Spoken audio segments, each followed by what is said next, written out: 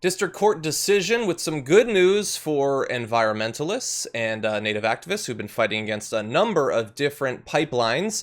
The Dakota Access Pipeline, an oil route from North Dakota to Illinois, must shut down and clear the entirety of its lengths of oil while an environmental review is pending. This decision, which could be subject to appeal, so bear that in mind, is a victory for the Standing Rock Sioux Tribe and other Native American environmental groups, and a significant defeat for President Trump, who has sought to keep the Dakota Access Pipeline alive, and who I will never forget was very vocal while the Standing Rock protests were going on, saying that they should have been brutalized even more than they were being. He was obviously hot to finish that pipeline as fast as possible, but at least for now, there is a sort of stay on it. And we have a statement from the chairman of the Standing Rock Sioux Tribe, Mike Faith, who says, "Today is a historic day for the Standing Rock Sioux Tribe and the many people who've supported us in the fight against the pipeline."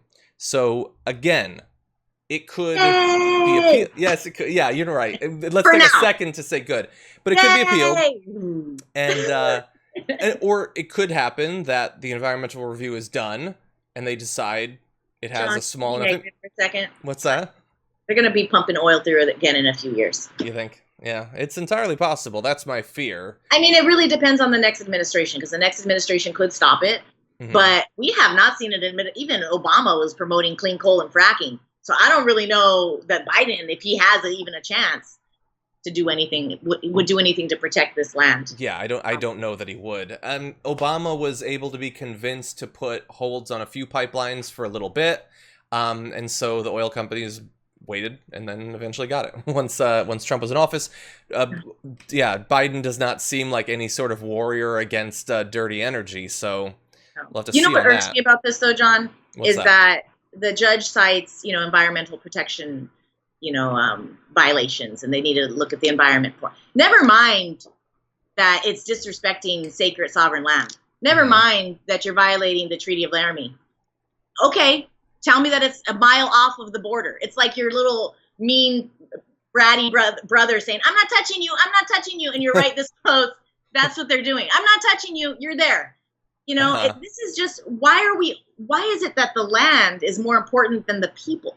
When they decided not to go through Bismarck, they didn't want to disrupt residents and homes, but yet they say they're not going through the reservation when they're at the door.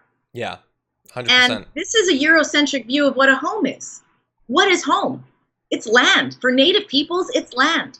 So the fact that we're still saying, oh, it's environmental protection, let's talk about what it is. I mean, I know that this government has never respected treaties, but we continue to colonize, abuse, and exploit Native people. Like, I'm surprised there's any left. I mean, I have a smidge of indigenous in me, but even that's been smushed with your, European genes and whatnot, being, Mexica. So I really hope that this stays, but I don't think it's gonna. Yeah. Because they're just gonna do the Army Corps of Engineers is gonna do, which they said they already did, right? It was perfect. Mm-hmm. Everything was perfect, to quote Trump. But we'll be back. We'll be visiting this again, sadly. And there'll be oil pumping, sadly, and there'll be sadness on that land again. Unfortunately, probably. It's been a long story. It goes on.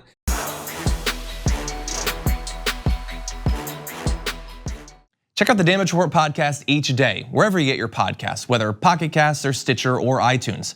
You can join me as I give you the news and stories you want, with a range of co-hosts and interview guests jumping in on the fun each day. Again, that's the Damage Report, wherever you get your podcasts. And if you get them at iTunes, don't forget to rate and review. Sometimes I'll read them live on the show.